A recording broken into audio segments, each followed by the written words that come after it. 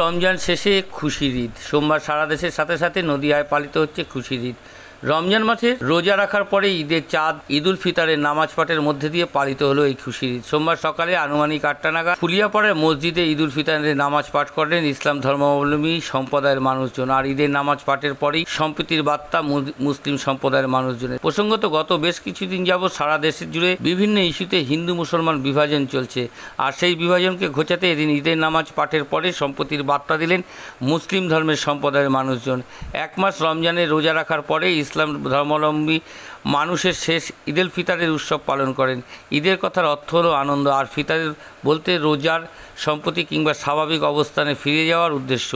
আজ এই ঈদ উপলক্ষে সকল মসজিদ থেকে এগুলোই ছিল সাজো সাজো রব। সকাল থেকে 8 থেকে 80 সকলেই নতুন জামা কাপড় পরে এই উৎসবে মেতে উঠতে দেখা যায়। তবে একটা চিত্র শুধু ফুলিয়া নয়, গোটা নদিয়া জেলা জুড়েই সাজু সাজু রব ঈদ উৎসবকে কেন্দ্র করে। 24 ঘন্টা ইন্ডিয়া টিভির প্রতিনিধি নদিয়া থেকে জগন্নাথ মণ্ডলের বিশেষ প্রতিবেদন।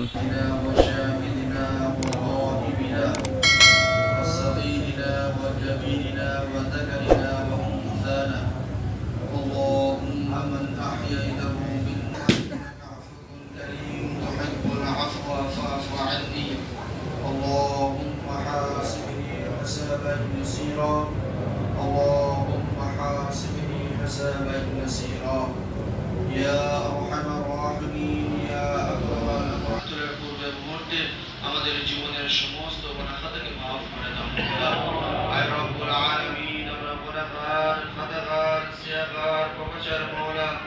আয় রব্বুল আলামিন, আমরা গুনাহ করতে ভালোবাসি মওলা।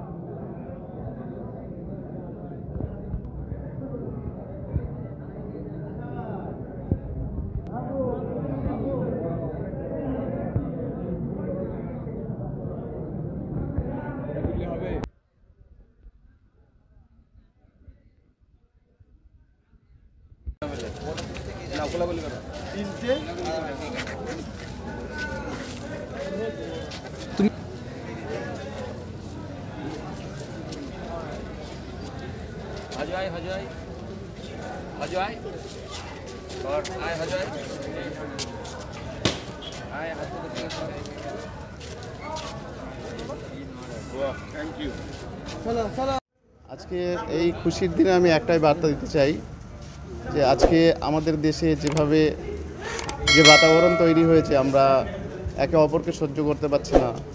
হ্যাঁ, ওই জাতি একটা জাতি একটা ভেদাভেদের ভাব একটা আমরা আগে দেখেছি, কিন্তু এই জিনিসটা ছিল না, কিন্তু বর্তমানে এই জিনিসটা শুরু হয়ে গেছে।